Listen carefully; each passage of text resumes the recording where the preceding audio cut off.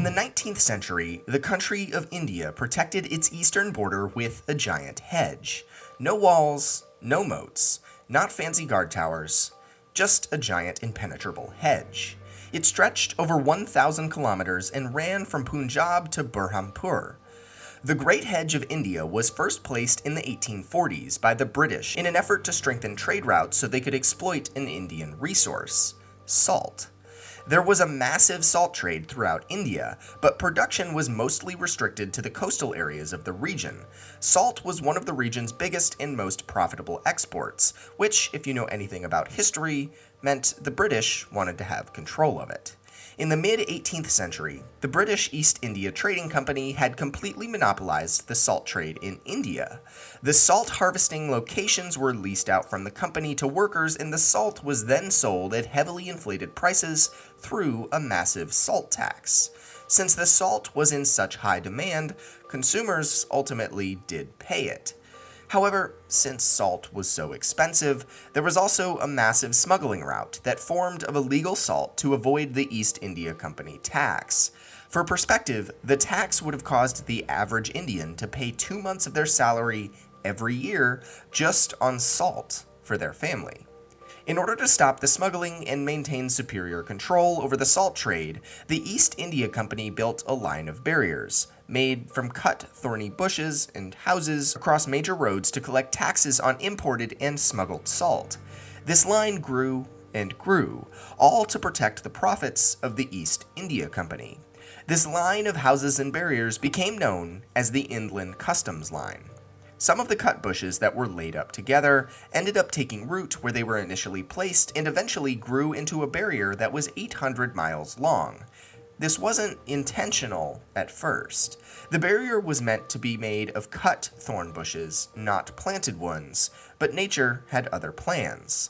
The East India Company took note from nature, however, and realized that simply having a growing thorned hedge would be far easier to maintain than constantly having to cut bushes and pile them together. A man by the name of Allen Hume, the Commissioner of Inland Customs at the time, started studying the best way to ensure the constant growth of the hedge.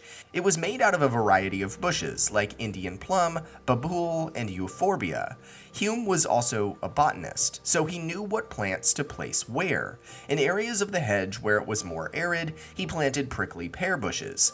With the support of the company, Hume also had places with poor soil dug up and filled with even better soil so bushes could grow. A system of trenches was even built to ensure proper irrigation to the hedge. What was first an accident was now a well-managed line of horticulture. The customs line was 12 feet high and 14 feet thick in many places. It stretched 1,300 kilometers long at one point as well. However, it seems that the East India Company got themselves into quite the task. Maintaining the hedge required constant maintenance. In the early years, over 2 million cubic feet of earth and 150,000 tons of thorny hedge was moved each year. All this effort also wasn't always successful in stopping smugglers. Smugglers would force their way through the hedge wall with camels carrying salt. Others would just throw bags of salt over the hedge. However, the wall did prevent and stop a lot of the illegal salt trade. Between 1877 and 78, 6,000 smugglers were caught trying to cross the barrier. At its height, the Inland Customs Line stretched 2,500 miles, 1,500 of which was live or dry hedge, and the rest was made out of houses or other scattered barriers. By the early 1870s, the hedge was getting in the way of things.